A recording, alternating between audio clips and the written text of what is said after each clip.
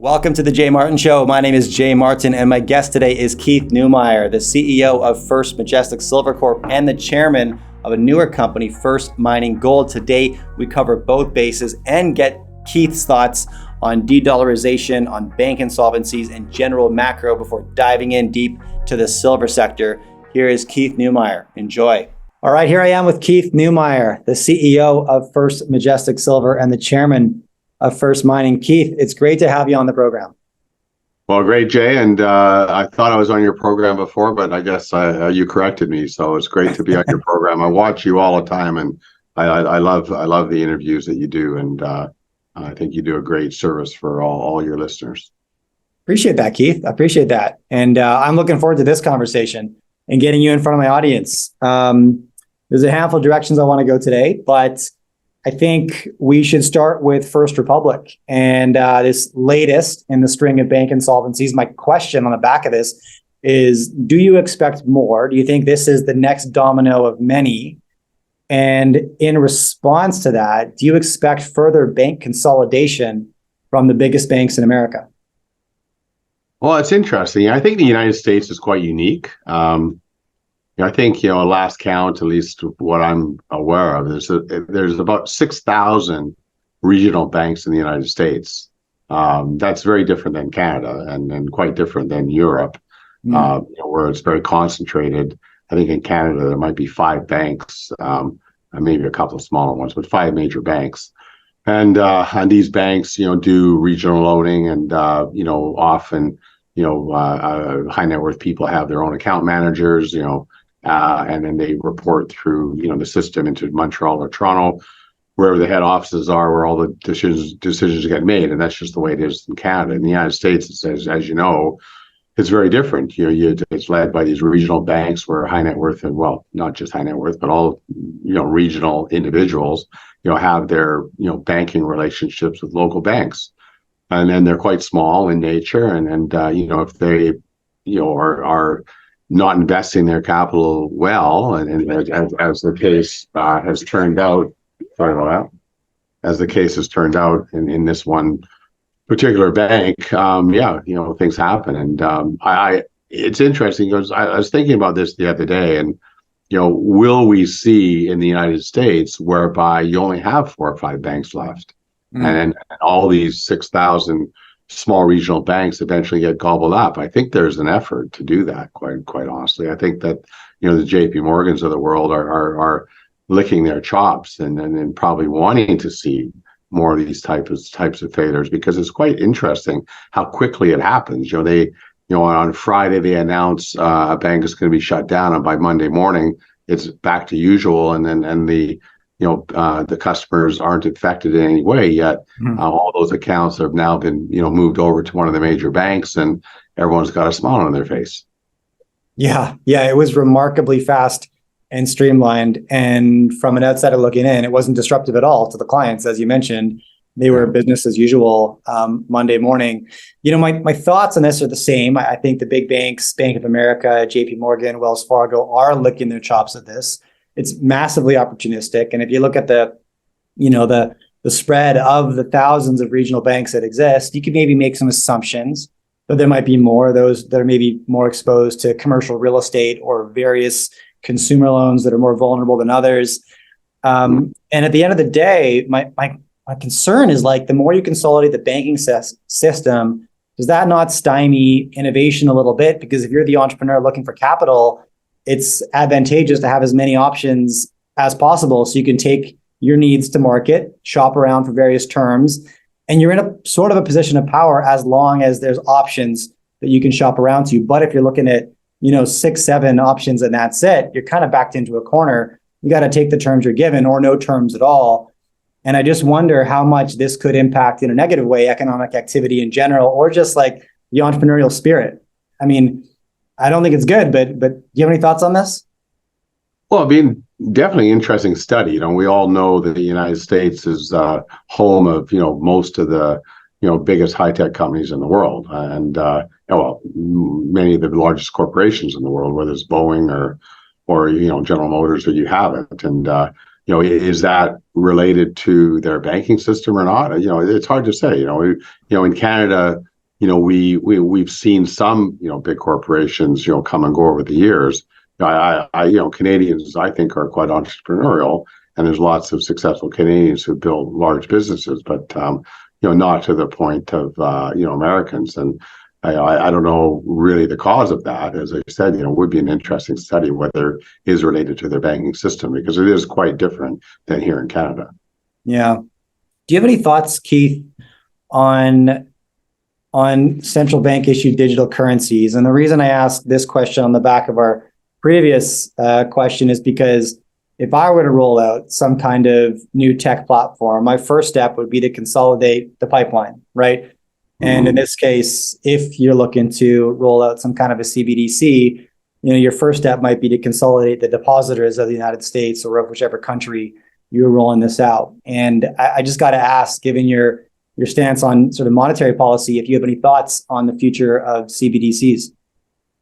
Well, let's hope that doesn't happen. I'm one to have, some money in my pocket. I always walk around with a couple $100 in my pocket just in case. And, I use ATMs, I use credit cards, which is digital currency. We've been using digital currencies, for most of our lives. But when you don't have any other option, and that's what CBDCs really, give you, is no other option. And that's what I don't like. If you want to use an electronic transaction at wherever, at Walmart, then okay, fine, that's your choice. But if you want to use cash for a transaction, that should also be your choice. And unfortunately, the direction is to eliminate that choice, which I think is not a good thing. Yeah, okay, I'm with you there. Other than keeping a bit of cash in your pocket, electing to participate in the cash economy within your portfolio or just personal wealth bucket, how do you hedge against those kind of controls or that kind of a future? Can you share anything on this? Well, it's a good question because I think about it on a regular basis. And, I think diversity and, having your funds maybe spread over multiple bank accounts, not just having all your eggs in one basket, possibly have different trading platforms. I'm not so much worried about having this, a stock portfolio, for example, taken away. I think those shares are yours, and they're electronically deposited. If the bank goes bankrupt, I couldn't expect those shares would just disappear. They're registered at the big trust companies, and they're quite separate from the banking system. But cash in itself, that's really where the risks have been. And yet we've seen in the United States that there's actually no risks, to have deposits. So it's a very unique phenomenon that we're experiencing. Mm-hmm. I don't know if that's going to be happening in Europe. We saw Credit Suisse, taken out by UBS, and all the depositors were whole. So, maybe this is the new trend. Maybe the banks or the governments, pardon me, have decided that depositors are will be kept whole. I guess that's a good thing, but there is cost to it at the end of the day. But I think gold and silver, you have to have some physical gold, you have to have some physical silver, mining shares, and then just be diverse among where you're banking. So let's talk about gold and silver then, because I'm seeing favorite topic. I'm seeing a positive sentiment shift towards this sector, and I can describe that in a few ways. I mean, here's one comment I'll make. I can just speak about what I see, but at my conference in Vancouver in January, the Vancouver Resource Investment Conference, the most common question, Keith, that I got when I was walking around the show floor from attendees who I'd never met before was, how do I get started? It was some variation of that question, like, where do I begin allocating capital? What newsletters should I read? How do I get started? Because they were at the show for the first time and they were new to the sector. Most of these individuals I met were not new investors. They were generalist investors who had a background in something else, but suddenly now we're showing up at what is a very niche conference, a junior mining investment conference, with cash in hand looking for opportunities. We've seen the metals prices kind of respond similarly, and a lot of the producers effectively, developers not quite yet, but where do you see attention going right now in terms of within the commodity sector, and then within the metals themselves? Well, interestingly enough, I think there's a lot of interest in exploration companies. And I think this has been going on for really the last couple of years, and you'd have to go back to probably '05, '06 to really see, the kinds of interests that we see today in exploration. I remember there was a bit of a glimmer in '09 as well, but the investing public has really over the last decade has focused on developers, ounces in the ground. When can these ounces get produced, and when are you going to become a a mining company? When are you going to actually have revenues? We're not going to buy you unless you have revenues, and we want to see 43-101 resources in the ground and profits and revenues and so on and so forth. And that's I put together a couple of mining companies based on that whole want within the marketplace. And because these exploration companies tend to really kind of get buried in the whole scheme of things, because it's very difficult for an investor to really figure out what a good drill hole is, and should I be buying based on X intersection from ABC Mining Company. But yet, of late, it's been quite interesting. We've seen, geez, that we could probably, I don't want to name names, but there's a whole handful of companies, some in my portfolio that I have today that have actually performed quite nicely over the last, 24 months, just based on drilling results. And, it's something that's, I think is going to lead into, and if you go back to '05, '06, when we saw the same phenomenon, we went into this, very strong, 5-6 year cycle, peaking out in 2011, 2012. So I look at what's happening now as the beginning of a whole new cycle in mining. Interesting. Okay. Yeah. And you mentioned 2011. I think the GDXJ is down 70% from the high in 2011, which gives a bit of a picture. And with gold and silver at, gold basically high prices, and silver, not doing too bad as well. Yeah. Absolutely. Now, I want to talk about First Majestic and First Mining a little bit.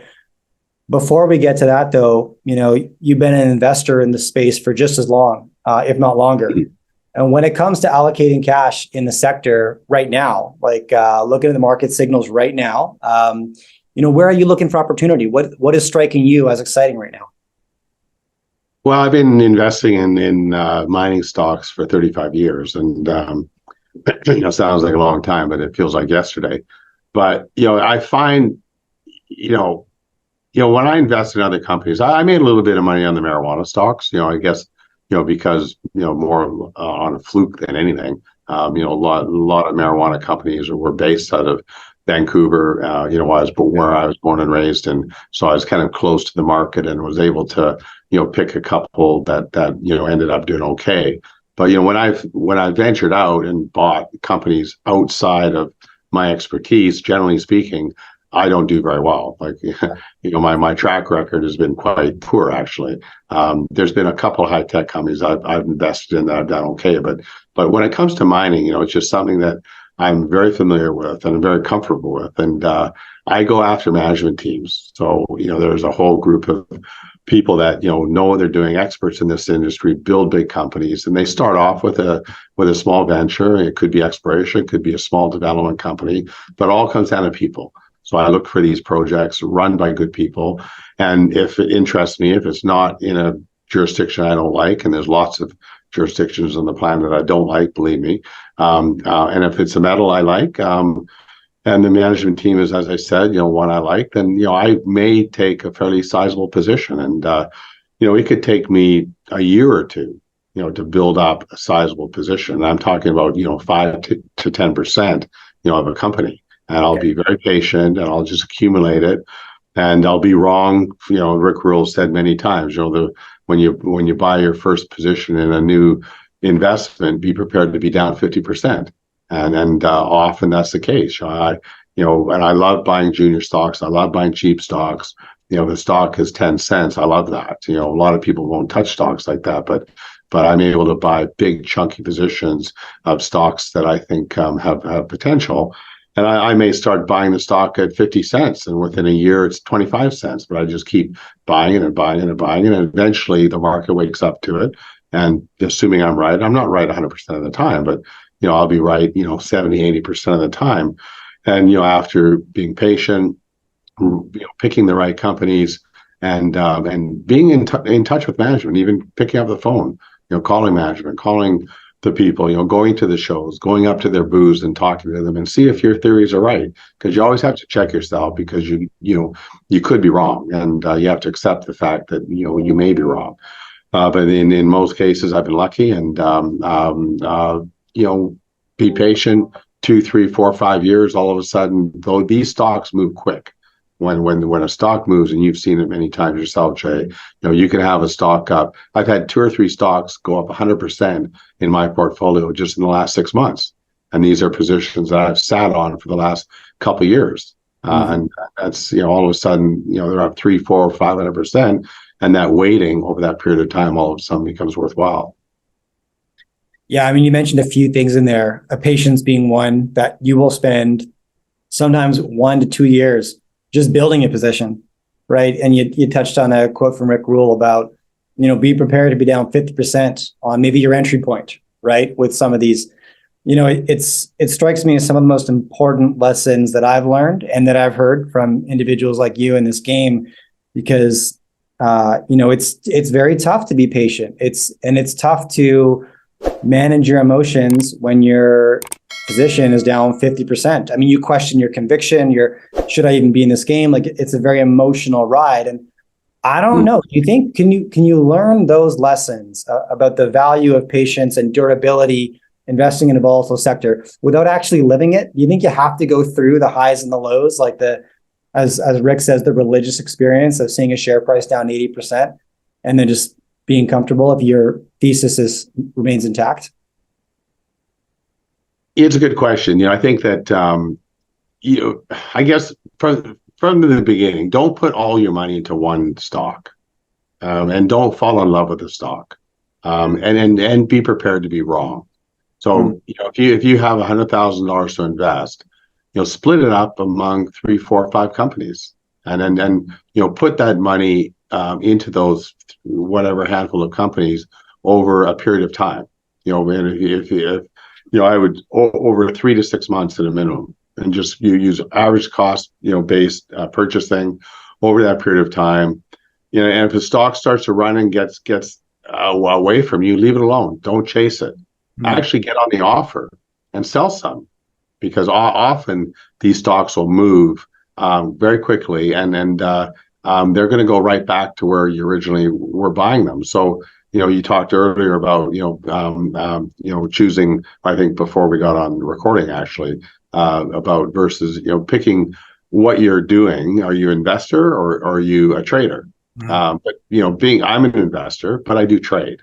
If stock is up 300%, I'm going to be on the offer for sure. Yeah. And I won't sell a whole bunch, but I might sell 10% of my position. You'll de-risk. Yeah.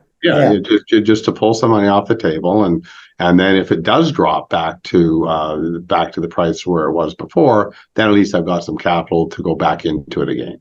And assuming I still like it, maybe the fundamentals change, maybe I don't like it anymore. And there's been times where stock has done that, and all of a sudden the fundamentals change, and I'll just sell my entire position all the way down. It doesn't happen very often, but occasionally that does happen. But you have to, by the time the stock is up 400 or 500%, I'm out of half my position. And, I don't wait for those 1,000, bangers or 10 bangers. Sometimes it's great when it happens, because, it's fun to watch, because sometimes, Jay, these stocks can move so quickly, you can't sell fast enough.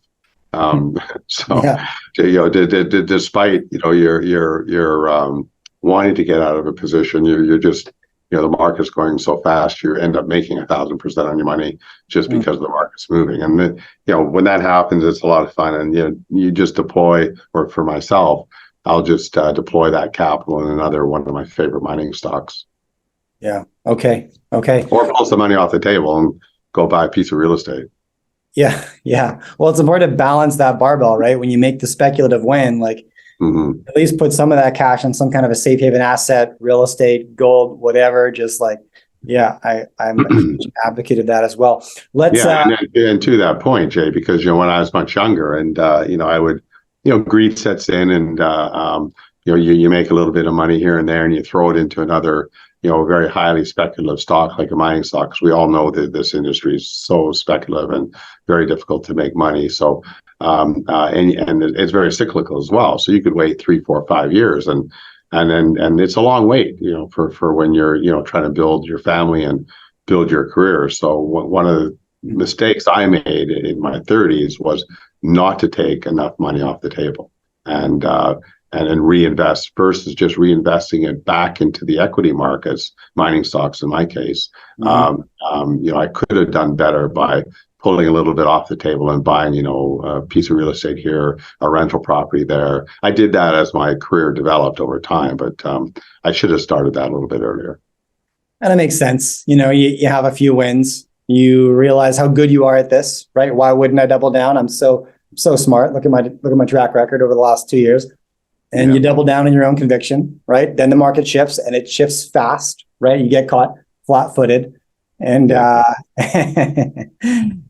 think, we probably both know a laundry list of individuals who made a pile of money and then given it all back, right? Way too quickly. Yeah, for sure. Sounds like you've been in the mining sector too long, Jay. Yeah. I think I got a few years left though. Okay, so let's talk about silver for a minute. So I want to get your thoughts on outlook here, Keith. And I want you to consider a couple things for me. So I look at, big picture outlook, macro supply and demand economics make me incredibly bullish. And I think the forecasts are wildly optimistic. I temper that with some near-term economic concerns, right? Whether we hit some kind of a near-term recession that could be quite bad, how much demand will that destroy, and what will that do to near-term forecasts? Give me your take on the silver outlook. I'm not too worried about the world economy when it comes to supply demand of silver. On the supply side, we're flatlined. The mining sector's kind of reached its limits on how much silver it can produce. Even if a couple of, like, for example, Pan American, they've got a couple of mines in abeyance that they're hoping for permits on, and I think one is a potential 15-20 million ounce producer, and another one's around the same size. But they're years into the future and so on and so forth. But you're in a 850 million ounce market, at least the mining sector supplying 850 million ounces of silver a year. So one mine here, 20 million ounces, or another, there, it makes virtually no difference to the supply side of the equation. I suppose if silver prices went to $100 an ounce, you might see a bunch of recycling come in. We did see peak recycling in 2011. We saw peak recycling at 250 million ounces of silver. Today, it's about 125 million ounces of silver, and it seems to be flatlined at that level. Some people, silver went to $50, so and a whole slew of silver came into the marketplace from recycling. So you'd have to at least north of 50 to get another whole whack of recycling metal back into the sector. Who knows? It's speculation, but nevertheless, on the demand side, it's pretty phenomenal. You have a market there where last year 1.2 billion ounces of silver was consumed. That's like crazy. That's up 20% from the previous year. The estimate for 2023 is something in the order of 1.4 billion ounces of consumption. You've got the auto sector, just screaming along, absorbing as much as they can, and then of course the photovoltaic solar panel industries. You've got two industries: solar panels about 160 million ounces, automobiles about 80 million ounces. So it's like 250 million ounces between those two industries, which didn't exist a decade ago for really any large degree, consuming almost 30% of the entire mine supply of silver. And both the photovoltaic or the automotive industry, they're not going backwards. These are growing businesses, and quite phenomenally. I just can't. I don't know why more people don't catch on to this, because there's 1.2 billion automobiles on the surface of the earth today. That's all automobiles worldwide. And last year, the automotive sector produced, I think, about 80 million cars worldwide, of which about 10%, call it 8 million, even call it 10 million. It wasn't that big. It was more like 7 or 8 million cars were electric. And so if you're how long is it going to take you to replace the, icy cars, the, fuel cars, versus, electronic or electric cars? It's going to take, who knows? The governments want to eliminate all fuel cars by 2030, 2035, 2040, some say. Mm-hmm. The automotive sector can't produce the amount of electric cars required to replace all the fuel combustion cars. So over that period of time, and if we're producing as a global industry, the automotive industry, producing, call it 9 million fuel or electric cars last year, consuming 60 million ounces of silver, you do the math. In an 850 million ounce market, and you and the automotive sector needs to be producing 50 million cars a year now, over 20 years, just to replace the current fleet. Mm-hmm. So you multiply those numbers out, and you basically have no silver left.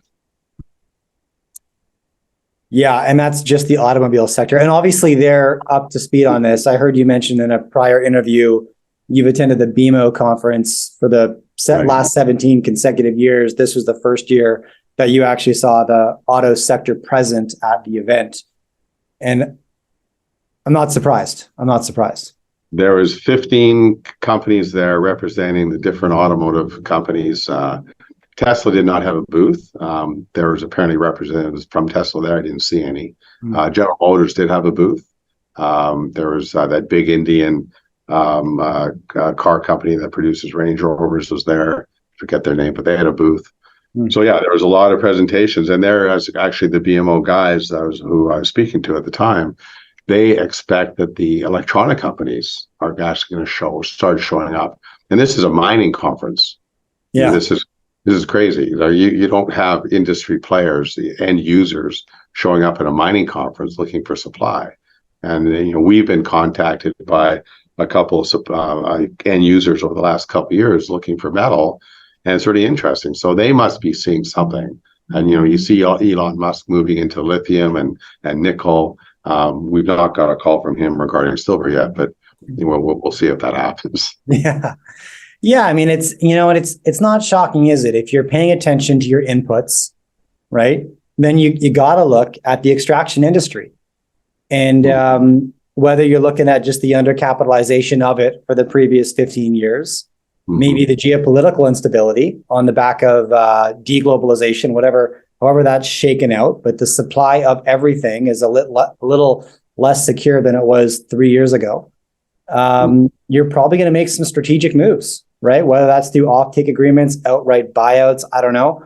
But without question, if you want to stay competitive, you're going to have to secure the supply of your inputs. And I therefore expect, I don't know if you think I'm off base here, just more vertical integration and more presence of end users at mining conferences. Well, every company does it. Even First Majestic, we're doing some things internally which we'll be talking about over the next couple of quarters, and more we can own the supply chain, the better. Because there's margins everywhere that every company gives up, whether you're Apple or whether you're First Majestic, it's irrelevant. And if you could own the little segments of that supply chain, it's just in theory. It should, as long as you can manage it, because of course you could, get to the point where it might become unmanageable. But if you have the right people in place and the right skill sets in place, you can, that's what, drives these conglomerates. And if you think about it even a step further, if you're a mining company like, First Majestic, or it doesn't really matter what mining company, but, mining companies are under a lot of pressure these days, for ESG and, mining is looked at as a dirty business, and there's constant things we have to deal with from governments, regulatory authorities, and even investors and shareholders are constantly asking us about certain things regarding environmental issues and so on and so forth. But if you're an Apple and you own a silver mine, it's unlikely you're going to get a phone call from the government. Yeah, right, right. Okay, I want to give you a few minutes. I want to hear about both First Majestic and First Mining, actually. Okay. Quick overviews. And, let's start with First Majestic, especially for anybody who might not be familiar with the company. I mean, it's a hallmark company in the mining sector, very established as, an amazing steward of capital. And for anyone who's completely unfamiliar with the story, Keith, new investor just walking in, how would you introduce them to the First Majestic story? Sure. Well, thanks, Jay. Well, I put the company together 20 years ago. 2023 is our 20th year in operations. I put it together in 2002 based on my view of the supply-demand fundamentals of silver. I think silver is a strategic metal and is required for everything that we do as a human race to achieve all the great things we're trying to achieve. So I think that we're supplying a very important metal to the world economy, and that was really the basis of the beginning. Mexico is really the leader in silver production. Mexico produces more silver by a long shot than any other country in the world. And so I found myself in Mexico looking for assets, and I put together quite a good management team, as far as I'm concerned, anyways. And we set on a path to acquiring several old mines in the early days, and build a pretty interesting silver company. Our 10th year of business, we actually hit 10 million ounces of production, which was quite phenomenal. Today we have 3 silver mines, two of them tier 1 silver mines in Mexico. We're producing somewhere close to 27 million silver equivalent ounces, of which about 40% of that is gold, and about 60% of that is silver. We employ about 6,000 people in 5 countries around the world. We probably affect something in the order of another 30,000 people around the communities that we're active in. We finance schools and roadways and electrical infrastructure and water infrastructure. We are the towns, basically. We supply the systems required for these towns to operate. Clothing for school kids, baseball fields, soccer fields, and we do it all. And it's quite exciting for me. I love going through these small towns and seeing the impact that we've had as a mining company and the wealth that we've created, because a good mine can create generational wealth. And these young kids most often go to university and colleges throughout Mexico and elsewhere. And they bring a huge skill set to their families and to their country, and something I'm very proud of. Well, you should be. And, by the way, for anybody who's is actually new to the commodity sector, and as I said, a handful of people at the VRIC asked me, how do you get started in this business? And there's a variety of ways. There's not one answer to that question, but I like to speculate. I have a lot of super early stage positions in my portfolio, but I'm comfortable with that because I also have some established cash flowing companies with management with multi-decade track records. And I would say First Majestic is absolutely one of those companies you should look at in terms of having some stable, cash flowing, well-established and reputable chaperones of capital, which is the most important part. Before you write a check into this business, like, the question you need to be able to answer is, why should I let this individual have an adventure with my money? And the first thing you should do is look at their track record and how have they managed cash in the past. Keith, you proved to the market for a couple decades that First Majestic, in my opinion, is a great place for capital and balances out a portfolio that should give you the confidence. Therefore, if you want to go down the speculative end of the spectrum, as I do, and maybe where we'll go next into your newer venture, which is First Mining. And so you're the chairman of First Mining. I'm curious, Keith, what was the vision behind this company? Why did you launch First Mining, and what is the focus of this newer venture? Well, gold.